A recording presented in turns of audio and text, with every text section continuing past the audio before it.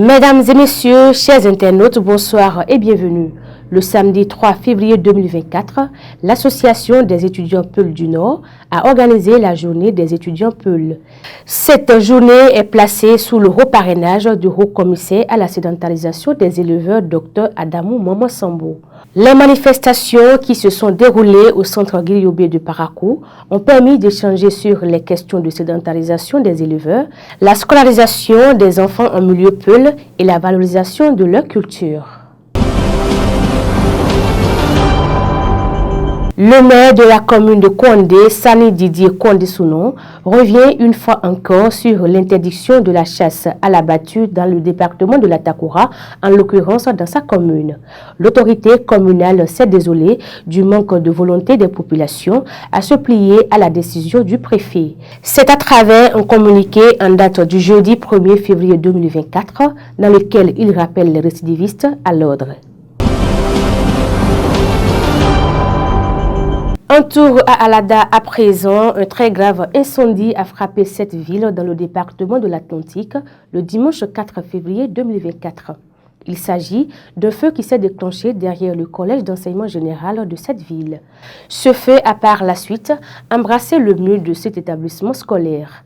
Selon nos confrères de la Tempête, le feu serait parti d'un entrepôt de la Société béninoise d'énergie électrique SBE, faisant ainsi d'énormes dégâts matériels.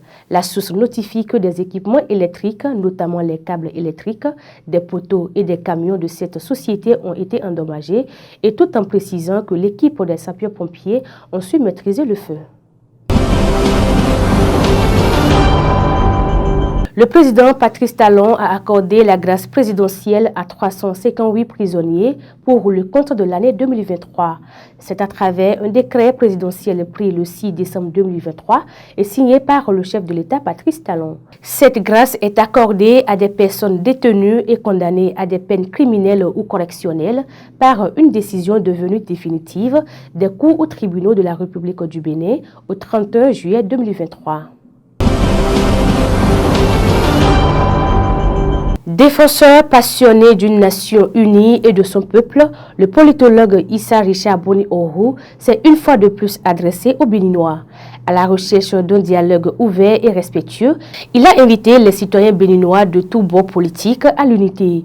Dans un message, le président du mouvement libéral Issa Richard Boni-Orou a lancé un appel solennel à tous les citoyens, quelle que soit leur affiliation politique, à reconnaître que la vraie force réside dans l'unité. Nous devons travailler ensemble pour construire un avenir où la justice, la paix et la prospérité sont accessibles à tous, a-t-il appelé. Un tour à l'international à présent, l'élection présidentielle prévue le 25 février 2024 au Sénégal n'aura plus lieu à cette date. Selon RFI, le président Macky Sall a abrogé le décret sur la convocation du corps électoral, reportant de facto la tenue de l'élection présidentielle. C'est à travers un discours à la nation le samedi 3 février 2024, à quelques heures de l'ouverture de la campagne.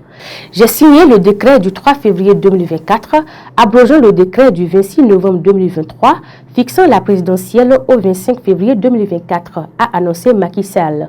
J'engagerai un dialogue national ouvert afin de réunir les conditions d'une élection libre, transparente et inclusive, a poursuivi le président sénégalais. Pour le moment, aucune date n'est retenue pour cette élection. C'est la fin de ce Flash Info, mesdames et messieurs. Merci de nous avoir suivis. Merci à Eman Oussou, Suzanne Yarou pour la réalisation. À très bientôt.